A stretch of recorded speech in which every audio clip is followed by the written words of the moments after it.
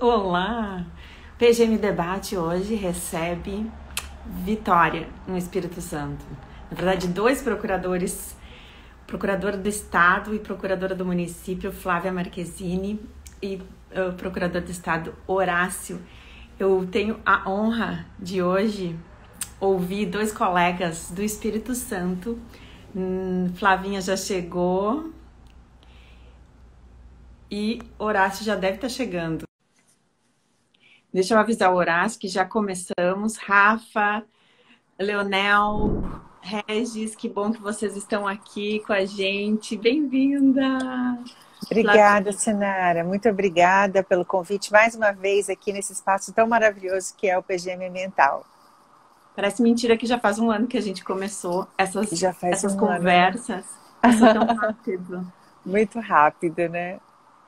Muito obrigada por estar aqui para falar dessa pós tão especial em gestão pública e da importância da procura, né? Cada vez mais por especialização, por formação do gestor público. Nesses tempos difíceis, nada melhor do que a educação para superar os desafios, né, das crises. Eu já mandei um convite pro Horácio.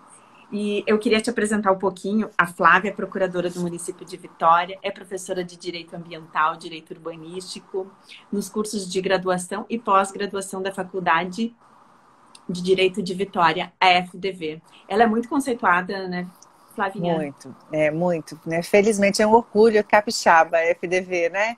Ela tem nota máxima em todas as avaliações, tem o melhor doutorado do país, o mais bem avaliado.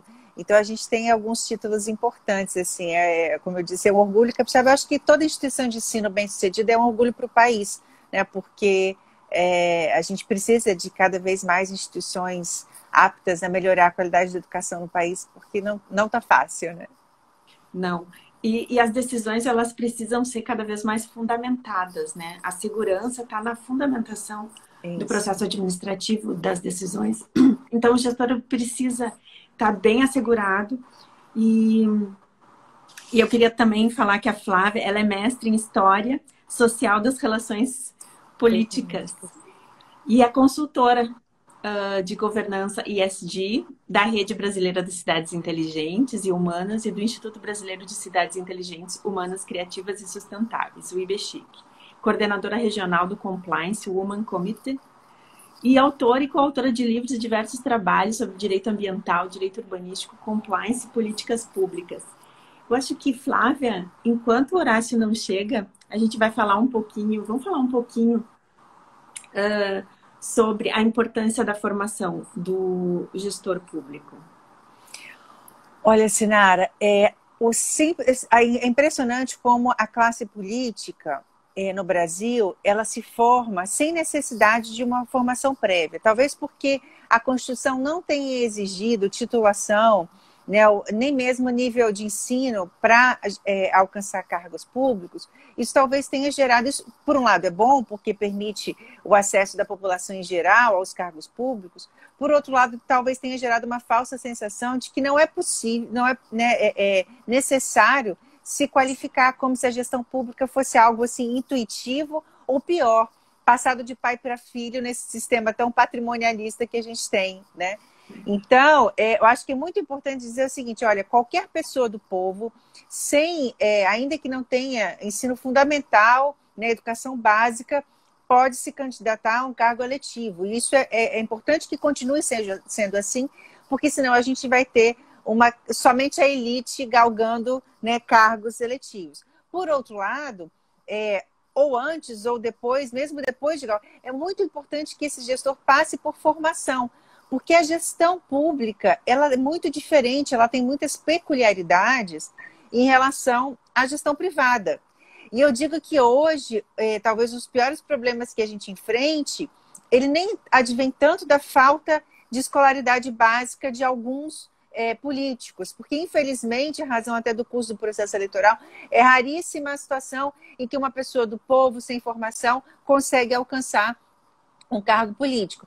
Talvez o maior desafio nesse momento atual do país seja o fato de que muitos gestores privados, bem-sucedidos, empresários, pessoas que estão acostumadas a gerir grupos de empresas tenham optado por ir para a administração pública. Isso é muito bom para prestar, né, serviços relevantes ao país, contribuir com a gestão, que tem um aspecto muito positivo. Mas quando essas pessoas entram na gestão pública e não têm a formação específica do poder público, não conhecem o regime jurídico administrativo e suas peculiaridades, elas acabam se voltando contra tudo que é público. Né? Elas acham que tudo passa a ser burocracia, porque elas, na verdade, nem tudo é burocracia. São elas que não sabem manejar adequadamente. Elas estão acostumadas a ter um poder ilimitado, muitas vezes, na gestão pública, e na gestão privada. E quando você faz a gestão pública, né, você faz gestão de coisa alheia, do dinheiro público, que é nosso, que é do povo, e essas pessoas não estão acostumadas a ter limites, porque elas gerem o próprio recurso, entende? Então, essas peculiaridades do gerir o privado e gerir o público, né, lidar com um conselho de acionistas e lidar com a população em geral, ter que respeitar os limites do Estado democrático de direito, tem sido talvez um dos maiores desafios do momento atual. Por isso que uma pós em gestão pública como essa, pós maravilhosa, que tem sido, né, vai ser coordenada aqui pelo professor Horácio, é tão importante nesse momento atual. E, Flávia, me conta qual vai ser a tua aula na pós de gestão pública, que eu estou curiosa. Então, em razão da minha atuação, né, com as cidades inteligentes, com Smart Cities, com essa governança ESG, né, tanto da rede quanto do Instituto de Cidades Chiques, né, inteligentes, criativas, humanas e sustentáveis, a Horácio me convidou para ministrar aula justamente desse tema. Né, de cidades inteligentes, humanas, sustentáveis e dessa questão dos investimentos ESG afetando o público, né, como isso afeta tanto os financiamentos públicos, porque a gente sabe que os governos precisam muito de investimento, não sobrevivem somente da receita tributária, né? Quantas vezes a gente precisa de recursos do BID, do BIRD e até de bancos privados, né? O poder público, muitas obras são feitas com financiamentos internacionais, e agora nessa onda ESG, muitas vezes os governos não estão preparados para captar esses recursos, né? Não sabem como adequar sua administração para obedecer a esses critérios, né? Então é sobre isso mais ou menos que a gente vai falar. Que bom, bem-vindo, Horácio, que alegria de ter aqui para falar sobre essa pós. Flavinha já estava adiantando o que ela vai ministrar no curso, então eu quero te perguntar, como foi a organização desse curso? Como está sendo, assim? Como que ele vai começar? Me conta tudo. Bom, em primeiro lugar, queria dar mais um bom dia de novo à Sinara e agora também à Flávia aqui. Esse espaço viabilizado aqui pelo Instagram da PGM Urbano Ambiental, né? É uma grande alegria poder estar aqui conversando um pouco com vocês. Deu bastante trabalho, confesso, porque nós tínhamos que, na verdade, quando nós idealizamos esse programa, nós consideramos duas variáveis importantes do cenário atual. Primeiro, pandemia. Então, tinha que ser um conteúdo programático que fizesse a conexão com a crise que afetou as nossas vidas e mudou as nossas vidas para sempre e de uma forma abrupta, disruptiva. E, em segundo lugar, tecnologia. Né? O Estado contemporâneo do século XXI, e não só falando o Estado no sentido amplo, mas também os estados e municípios brasileiros, daqui para diante serão cada vez mais tecnológicos, terão que trazer e incorporar tecnologias e inovações para o interior da administração pública, de modo a se alcançar realmente uma administração pública mais transparente, mais participativa e mais digital, menos pesada, mais econômica, mais eficiente.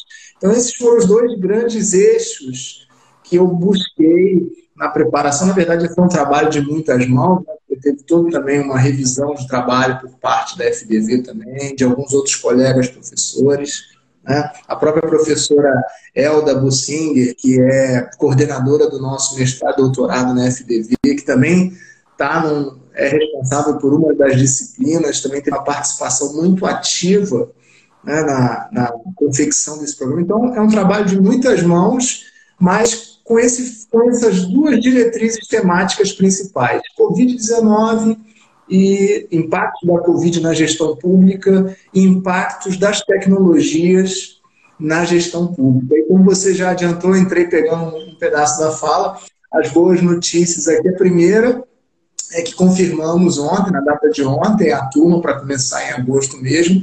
E a segunda é que a Flávia aceitou o nosso convite, para nossa alegria e nossa honra, de poder estar tratando de um tema no módulo específico de tecnologias. Nós temos um módulo de gestão pública e novas tecnologias, e a Flávia arrumou um tempo nessa agenda concorrida aí para poder falar um pouco para a gente das Smart Cities e os reflexos dela na gestão pública, no direito municipal, no direito administrativo. Eu estou muito satisfeito com essas duas ótimas notícias na data de ontem. Que bom saber disso. Parabéns pela essa organização tão importante de um curso que vem trazer essa novidade, porque o direito administrativo passa por uma transformação, né, Flávia e Horácio? Eu queria que vocês falassem um pouco sobre isso, sobre essa transformação e sobre essa necessidade cada vez maior de capacitação do servidor, do gestor, da administração, como o Horácio falou. Bom, quem começa? Vou falar um pouquinho, só para seguir a ordem inicial, Horácio. Assim, o direito administrativo ele se transforma, ou pelo menos deveria se transformar, conforme se transforma a ordem social, o momento, né, político do país. Então, a gente vive nesse momento de polarizações e percebe que é um momento um pouco mais liberal no que diz respeito, né, à economia e até mesmo à aplicação do direito administrativo, a necessidade de desburocratização.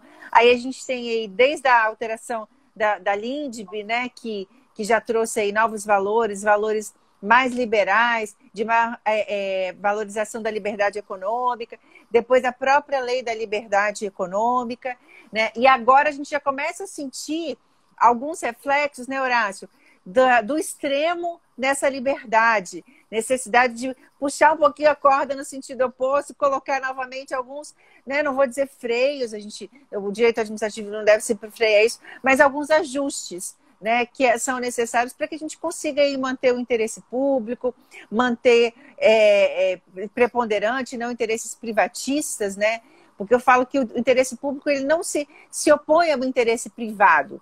Ele se opõe ao interesse privatista, individualista, né, patrimonialista, é esse interesse que ele se opõe, né? Fora isso, o interesse público muitas vezes é simplesmente a reunião de vários interesses privados legítimos, né? Basicamente isso. Então, eu acho que nesse momento, eu acho que isso é muito importante e o programa maravilhoso que o Horácio preparou, eu acho que ele vai ter condições de uma forma muito equilibrada, né, muito atendendo a diversas visões de mundo, atender a essas expectativas.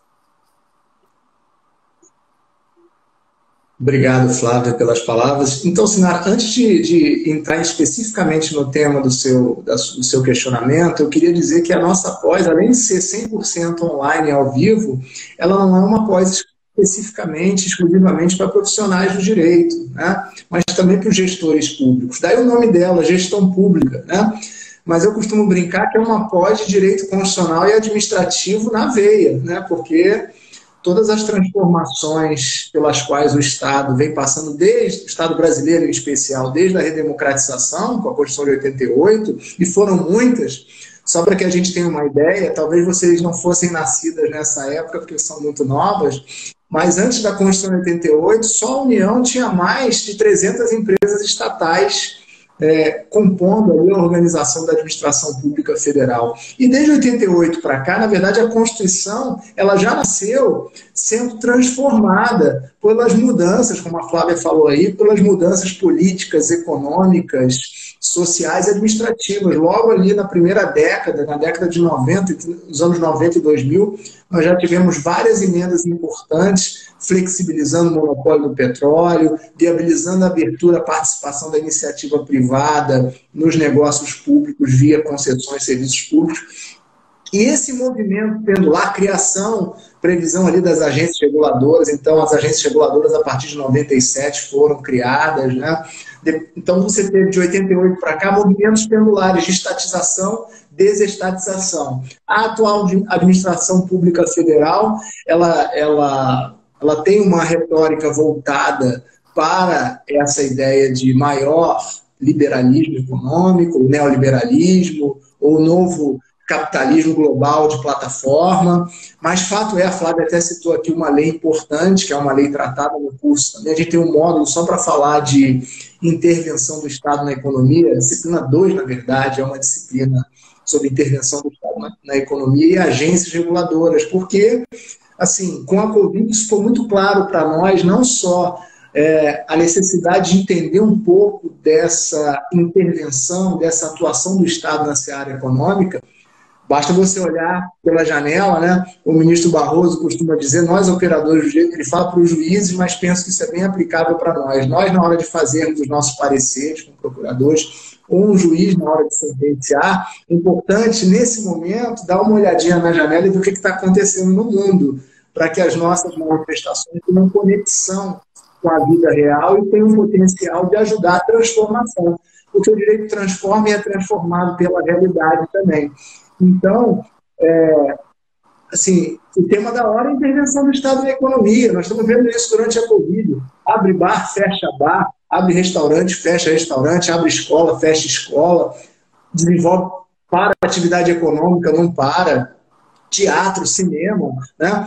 Pressões políticas incríveis sobre a Anvisa para que ela possa fazer a toque de caixa, possa fazer a sua atividade, né, a regulação da vigilância sanitária, aprovando a toque de caixa, vacinas, importação de insumos para a Covid. Então, esse é um tema absolutamente importante e que a lei, que a Flávia mencionou aqui, a Lei 13.874, a lei de 2019, a Declaração de Direitos e Liberdade Econômica, ela tem um viés retórico muito grande no sentido de dar um recado de que esse Estado ele quer ser mínimo.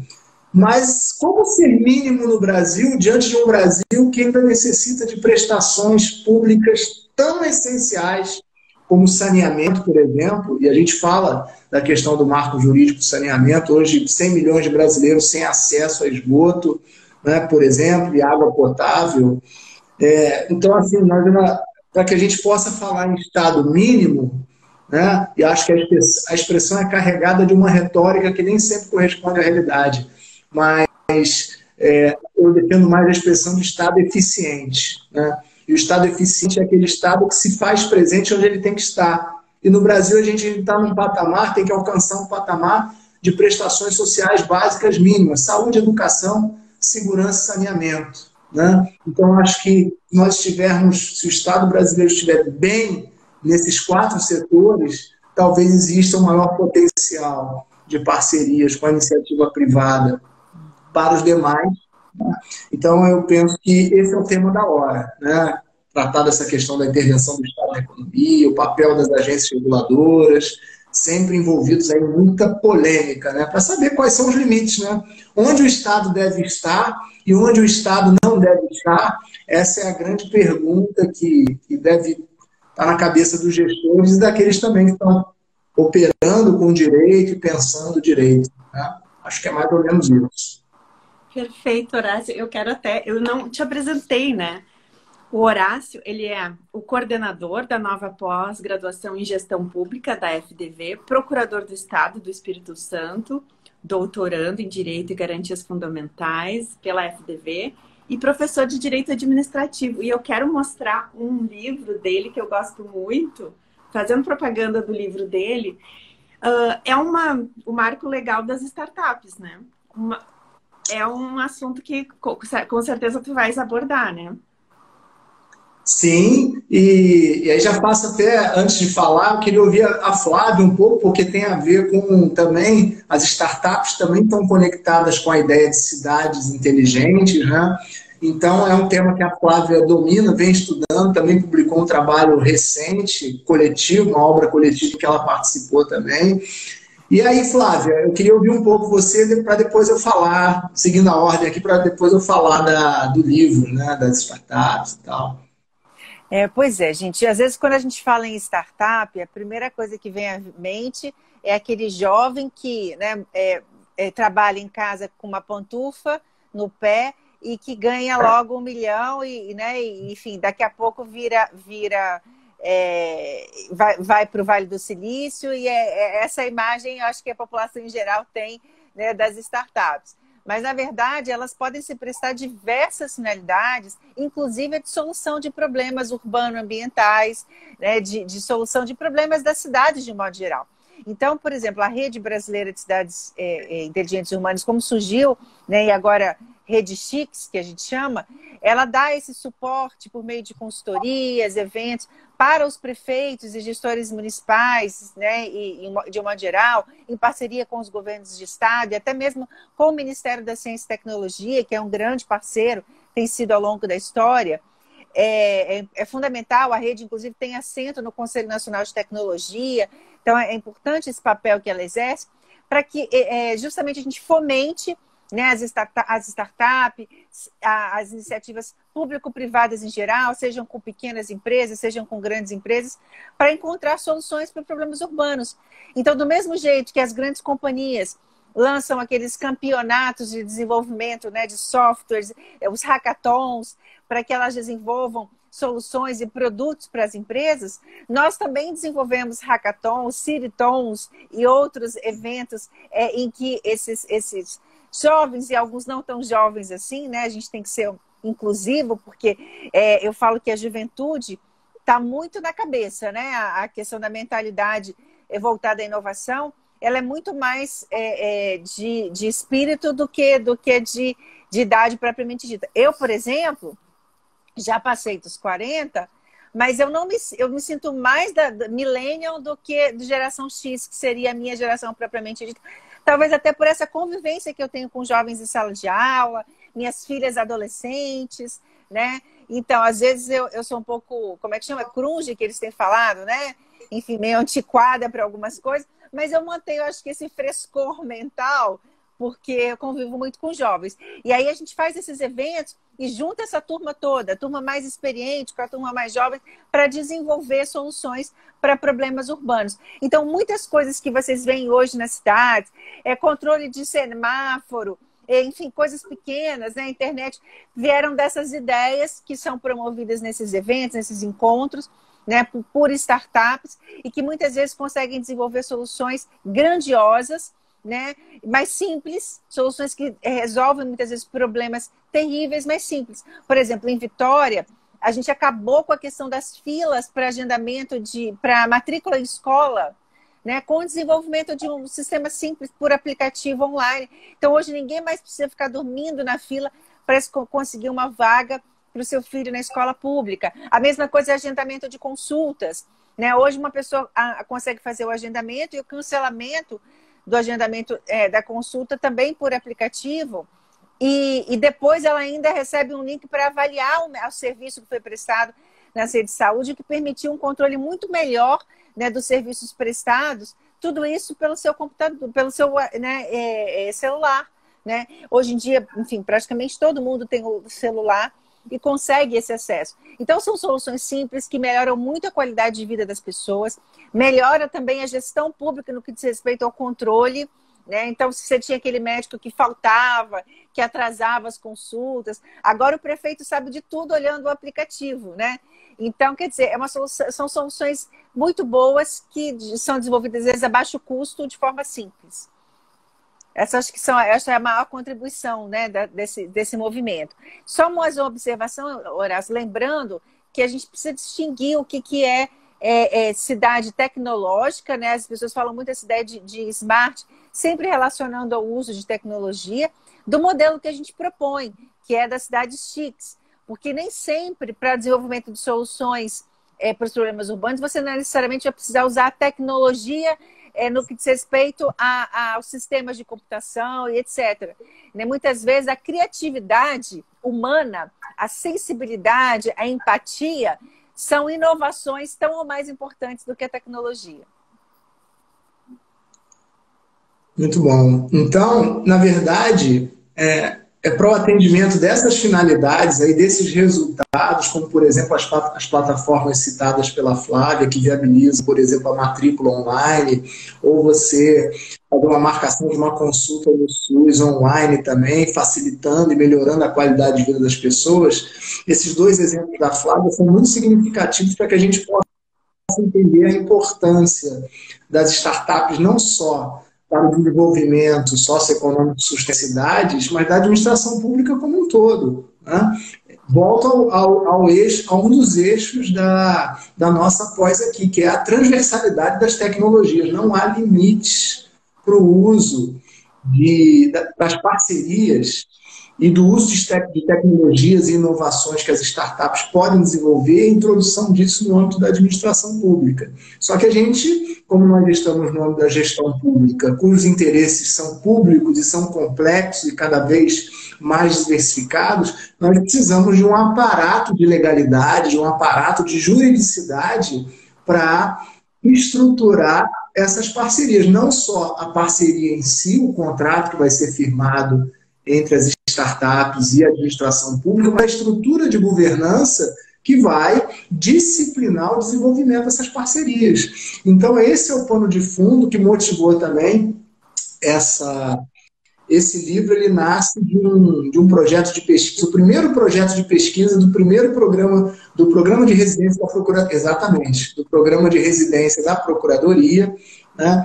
Desse projeto de pesquisa, em 2019, nós tivemos a primeira lei brasileira de startups, prevendo a contratação de startups pelo poder público, que é uma lei do Espírito Santo, é uma lei de setembro de 2019, que é até a lei que constitui o pano de fundo da análise desse livro, né, das parcerias entre o Estado e as startups. Mas depois disso, nós tivemos agora recentemente uma lei complementar, agora desse ano, a Lei Complementar 182, que aí sim trouxe o marco jurídico nacional de fomento às startups. É uma lei que não cuida só da parte do direito administrativo, das parcerias entre poder público e startups, mas também traz uma disciplina de direito societário para a estruturação das startups. E aí, assim, em primeira mão e com alegria, que eu também anuncio aqui já, né, Flávia?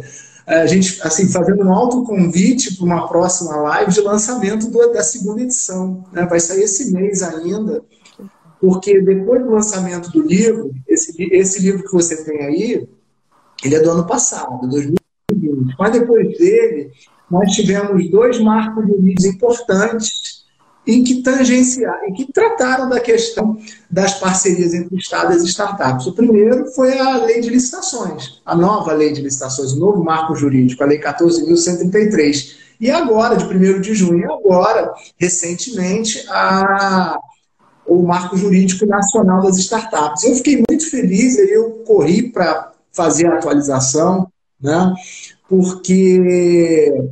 E não foi difícil fazer a atualização, porque muitas das propostas que foram encampadas na lei estadual foram absorvidas pela lei federal, na parte que competia ao Estado, né? Que a parte realmente de direito societário seria competência privativa da União para disciplinar, mas a parte de direito administrativo, muitas das coisas que foram previstas na lei do Espírito Santo, nessa lei complementar 929, foram incorporadas na Lei Complementar Federal 182. Então, fiquei bastante satisfeito, mergulhei, fiquei um mês fazendo a atualização do livro, né? Até porque nós temos praticamente nada desse tema produzido no âmbito do direito, é um tema absolutamente novo, ele é disruptivo do direito, é um disruptivo ao quadrado, porque o tema das startups já é um tema que trata de inovação, de disrupção, e no direito é um disruptivo ao quadrado, que é a disrupção da disrupção, né? Então,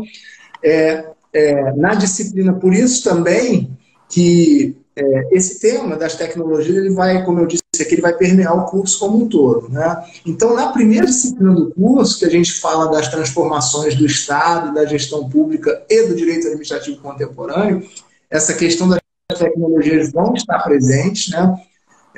A nossa pós-FDV, ela foi organizada em disciplinas e cada disciplina tem um professor responsável, né? Eu até estou como professor responsável dessa disciplina 1 e no módulo 4, como a Flávia, eu sou um dos professores convidados. Então lá a gente vai poder assim, se aprofundar nesse tema das parcerias entre o Estado e as startups. Assim, eu vejo isso como um instrumento muito importante, não só para levar tecnologia e inovação de qualidade para a administração pública, até com vista a solução de problemas da administração pública, então colocar essencial, disruptivo, transformador, num cenário de incertezas, de riscos, que é o cenário próprio de atuação das startups, colocar isso, essa energia criativa, em proveito da solução de problemas de interesse público, né?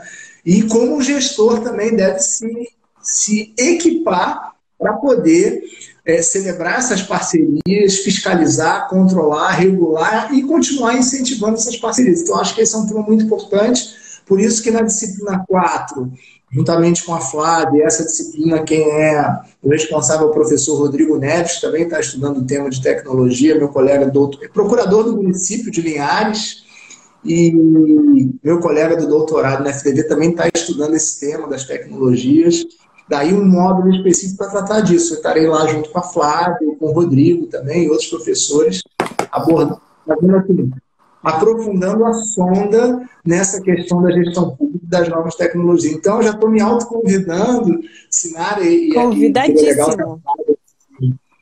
Pudesse, né, participar, para a gente fazer uma live só sobre o livro, né, e sobre a segunda edição do livro, como eu disse, sai esse mês ainda, né? Perfeito, Horácio, tu está convidadíssimo, já tinha até te convidado antes para fazer parte do Autores e Suas Obras e para a gente debater esse tema que está tão em voga, que é novas tecnologias dentro da administração pública e precisa tanto ser disseminado, porque o que eu sinto é que às vezes falta até conhecimento dos próprios operadores dentro da administração pública das inúmeras possibilidades da legislação nova, né? Eu queria que tu falasse um pouquinho como vão ser as aulas, assim, como é que vai ser, as aulas podem ser vistas, são gravadas, é simultâneo, como é que é, como vai ser após?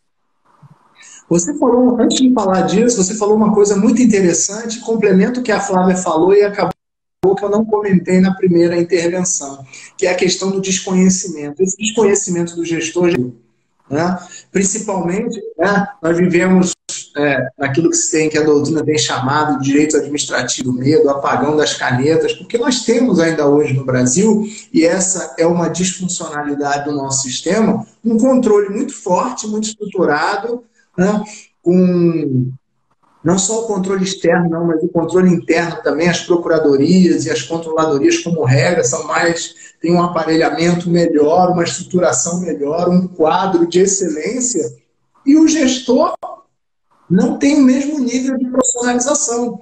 Então, ele acaba se colocando numa posição de infantilização, né? Então, assim, nós que somos controle, que atuamos muitas vezes como controle, e os próprios órgãos de controle externo, tribunais de contas, Ministério Público, o próprio Judiciário, acabam,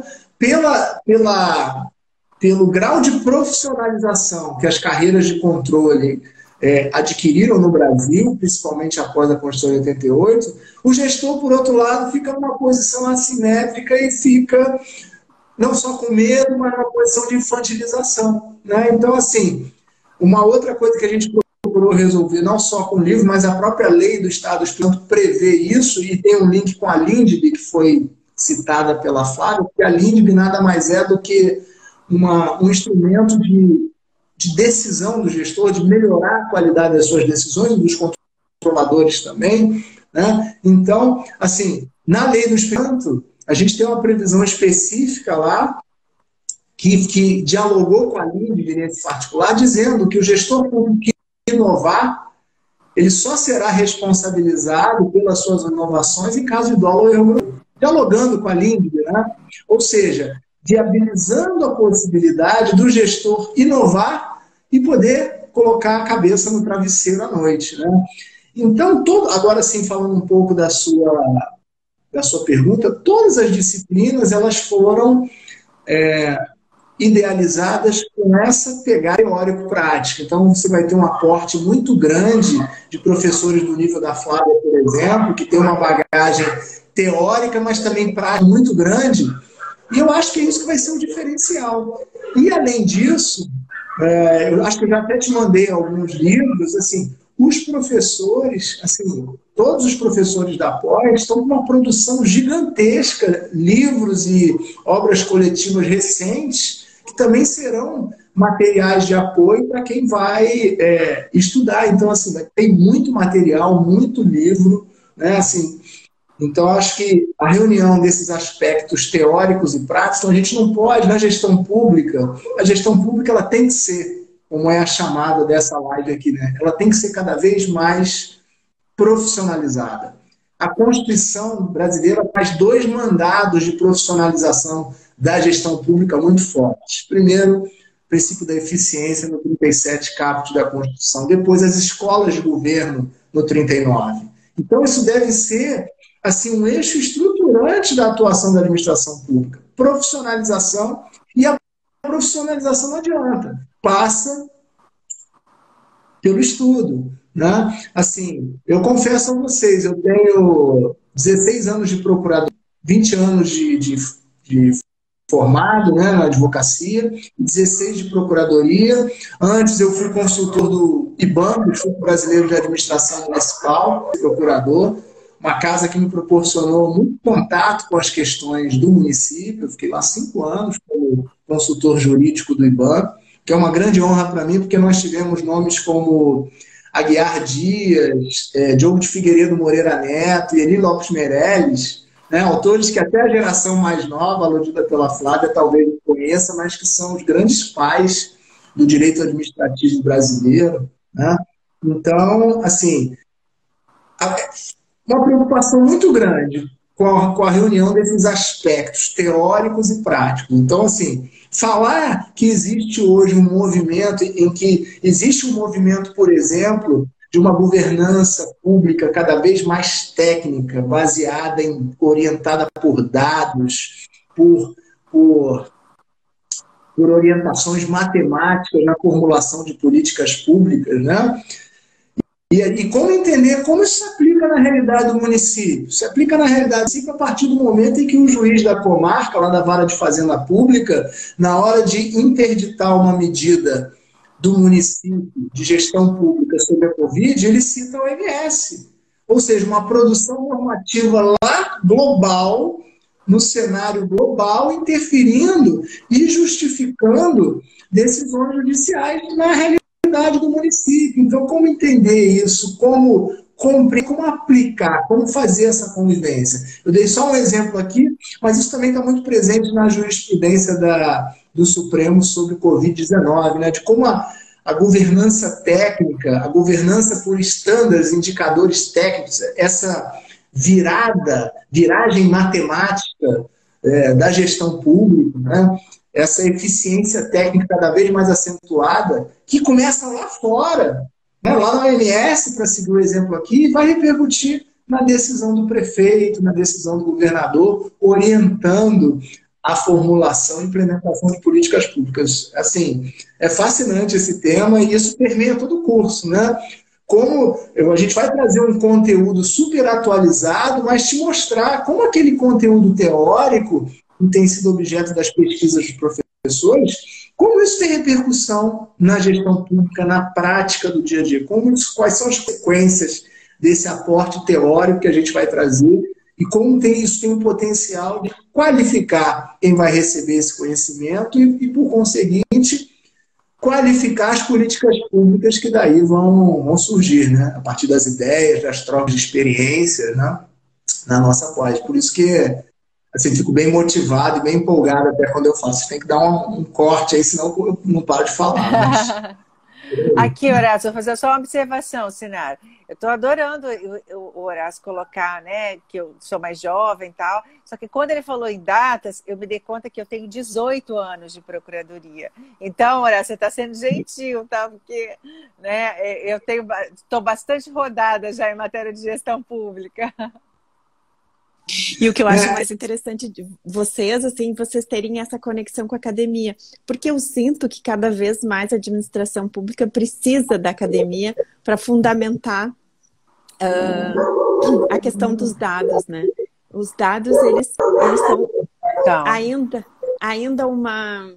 são ainda um grande desafio para a administração pública, a gestão de dados e a captação dessas evidências, onde as políticas públicas devem ser baseadas em evidência, né? Sem dúvida. E eu vejo a academia como um braço de apoio, de auxílio, de formação dos gestores. Então, o curso, vocês estão de parabéns pelo curso, pela pós, e eu fico orgulhosa de poder falar, receber vocês e perguntar. E eu queria colocar aqui para a Flávia e para o Horácio, assim, o que vocês entendem sobre os laboratórios de inovação dentro da administração pública? Como que vai ser visto pelos gestores isso?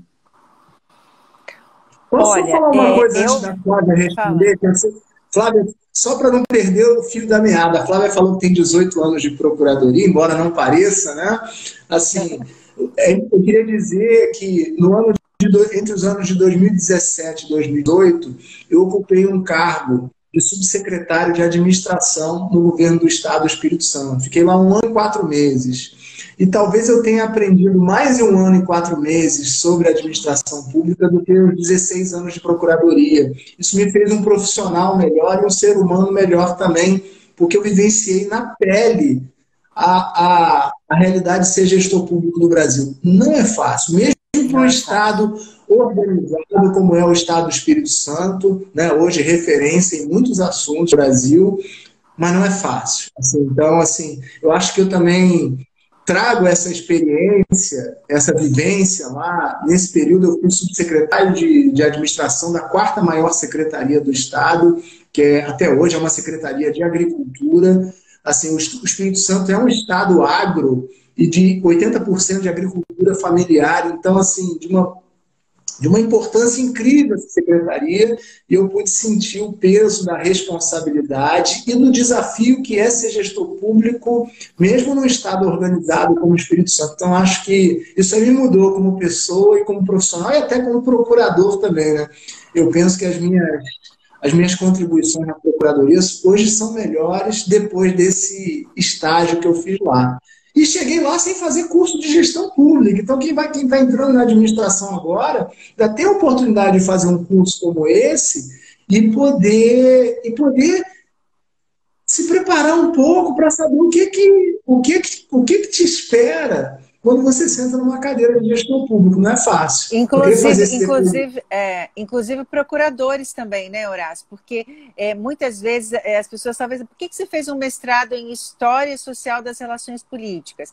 Porque eu precisava sair dessa perspectiva exclusivamente jurídica, né, ficar um pouco de fora, para trazer esse olhar diferente, assim, né, dentro do cenário político. Isso no âmbito da academia, né? Na nossa vivência também, é muito importante que esse curso de gestão pública, eu acho que era importante para os procuradores também, né? Nós procuradores, para a gente entender como funciona a gestão pública como um todo e passar a ter aquele olhar fragmentado que muitas vezes temos, né, de analisar só sobre o viés, né, jurídico legalista, sem propor soluções, sem compreender a dificuldade que é ser gestor público, olhando também para a iniciativa privada, para os empresários, sempre como se fossem todos criminosos, né?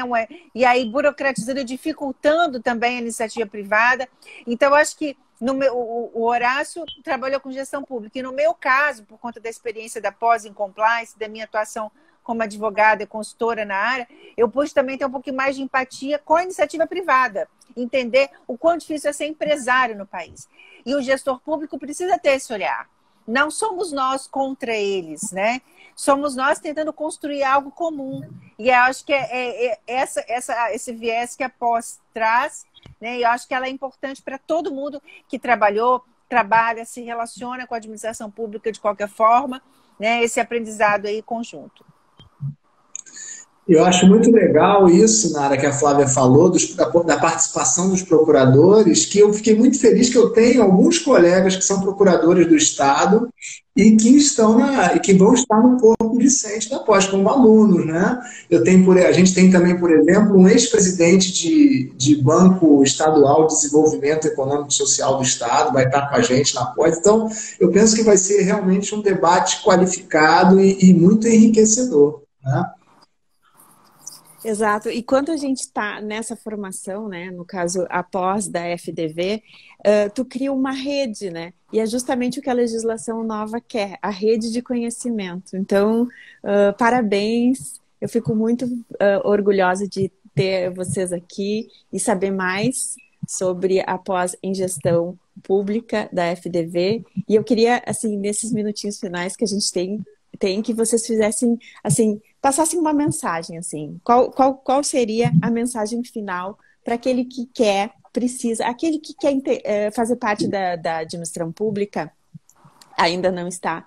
A mensagem para a pessoa que está fora e que está dentro da administração pública, como unir, como fazer esse link, né? Como ser eu acho que um fomentador dessas parcerias público-privada que vão vir pela frente, que vão ser o grande mote da administração pública. Bom, eu acho que nós não vivemos sem o público. Por mais neoliberal que seja a sua visão de mundo, a gente não consegue extinguir a administração pública, né? Nós não podemos querer o poder público somente como agente financiador, né, dos desejos, sem pensar nele também como aquele que exerce o poder de polícia, que limita, às vezes, um pouquinho esse exercício dos direitos em prol da coletividade. Então, a gente precisa saber se relacionar com a administração pública, né? Não odiar o poder público, não odiar tudo que provém do público, mas buscar aprimorar. Né? Além disso, é uma carreira importante, né, que traz aí segurança, estabilidade para tanta gente, é um mercado de trabalho importante. No campo das compras públicas, e a pós também vai tratar muito da nova lei de licitações, que é importantíssima, né? A administração pública representa aí, em média, em alguns momentos históricos, de 14%, né, até 20% das fatias de mercado, né, Horácio? Horácio é fera nessa parte de direito econômico. Então, quer dizer, representa muito do que o mercado é, né? Essa separação entre público e mercado também é algo relativo. Então, a gente precisa entender que gestão pública, ela pode propiciar um novo, né, ramo de atuação de mercado e tornar a vida de todos, a coletividade, muito melhor. Por isso, se aprimorem, busquem se qualificar, trabalhem nessa linha do life learning, né? Fazendo cursos, morando como é esse coordenado pelo professor Horácio. Então, Sinara, fazendo uma rápida passagem pelo programa aqui, nós vamos tratar dessas transformações do Estado, da gestão pública e do direito administrativo, que não foram poucas. Só para citar essa da Flávia, nós temos mais de uma dezena de leis de licitações depois de 1988, tratando o tema das licitações e contratos, né? E agora uma lei nova, né? Já gerando uma série de controvérsias, de apedrejamentos virtuais, né? Porque nós não podemos falar mal da lei nem presencialmente, né? Por conta da necessidade do isolamento. Intervenção do Estado na economia, agências reguladoras, um módulo de licitações e contratos, né? Abordando essas mudanças. Gestão pública, novas tecnologias, um módulo de direito administrativo sancionador, para entender como está configurada hoje essa atividade sancionatória do Estado. Um módulo de controle de políticas públicas no contexto da Covid, né? Um tema importantíssimo para nós no momento e que vai ser no futuro também, né? Porque nós estamos começando a fazer uma análise já com alguma... Embora ainda nós estejamos no olho do furacão da Covid, né? Ontem, 1.300 mortes no Brasil, não dá para naturalizar. Isso é um número que não pode ser naturalizado, não dá para matematizar a vida, né? Então, nós não podemos passar indiferentes a isso. E os dois últimos módulos, um é de responsabilidade civil do Estado e o outro de responsabilidade fiscal na gestão pública. De modo que a gente tentou perpassar pelos principais instrumentos que e não só o gestor, mas como a Flávia disse, aquele que trabalha com a administração pública. A Flávia trouxe um dado importantíssimo. O Estado brasileiro já movimentou 20% do PIB em certas oportunidades em contratações públicas, né? E cada vez mais, esse é um tema que eu tenho, infelizmente o tempo nos traiu aqui, porque você fez uma pergunta sobre o laboratório de inovação, né, na gestão pública. Eu acabei de escrever um artigo. A editora Fórum vai lançar no segundo semestre uma obra coletiva sobre a nova lei do governo digital, a lei 14.129, e o meu artigo com o professor André Sadi, que escreveu comigo o livro das startups, foi sobre o laboratório de inovação e como essa ferramenta pode ser importante para alcançar tudo isso que a gente está querendo alcançar, com uma gestão pública mais moderna, mais tecnológica, mas também preocupado ali com os direitos humanos, preocupado com as consequências práticas de tudo que é feito na vida das pessoas. Então, agradeço você, Sinara, e também a Flávia, pela oportunidade aqui de estar conversando um pouco sobre essa pós. Ela foi preparada com muito carinho. A gente tentou, como eu disse aqui, eu disse antes para você aqui, nós reunimos não só os melhores profissionais do ponto de vista técnico, mas pessoas bem, amigos, né? Viabilizou o reencontro com muitas pessoas que eu já não via há muito tempo e que são craques do direito, como a professora Mariana Montebello, que foi recentemente presidente do Tribunal de Contas do Rio de Janeiro. Imagina ser presidente do Tribunal de Contas do Rio de Janeiro, não deve ser fácil. Ela foi a única conselheira que não foi afastada quando os outros 7 acabou de sair, e ela tem uma tese de doutorado sobre Tribunal de Contas no Brasil, que é o trabalho paradigmático nesse tema. Então, é uma referência, ela vai estar conosco na pós, em 2 momentos, tanto no módulo de controle do Tribunal de Contas sobre a Covid, já que ela teve uma atuação importante. O processo de impeachment do então governador do Rio foi processado ainda durante a gestão dela como presidente do Tribunal de Contas. Então é esse tipo de gente boa e tecnicamente preparada, como a professora Flávia também, que vai estar conosco. Eu estou muito feliz com essa oportunidade e agradeço esse espaço aqui do Instagram da PGM Urbano Ambiental, né, para poder falar um pouco dessa pós e convidar todos a conhecerem o conteúdo programático, está disponível lá no site da FDV, né? Eu posso ser acionado também pelo Instagram para esclarecer alguma dúvida, eu me coloco à disposição. O importante é juntar gente boa para um Brasil e uma gestão pública melhor do que nós tivemos aqui agora. Eu acho que tem só, desculpa, eu não posso deixar de mencionar isso, o que a Flávia falou e você falou também, a contribuição da academia para o que está acontecendo no mundo real. Nesse ano, eu e a professora Elda, que é a coordenadora do mestrado e doutorado da FDP, nós publicamos um artigo analisando a constitucionalidade da fabricação e distribuição da cloroquina pela rede pública de saúde. Isso seria válido à luz do direito brasileiro, né? E esse artigo chegou na mão dos senadores da CPI. Foi um livro publicado, né, com 3 programas de pós-graduação importantes, né, vários professores do mestrado e doutorado da FDV também. E aí está lá o artigo sobre a inconstitucionalidade, na verdade, né? A gente faz um exame da constitucionalidade para concluir pela inconstitucionalidade da distribuição, da fabricação e distribuição da cloroquina.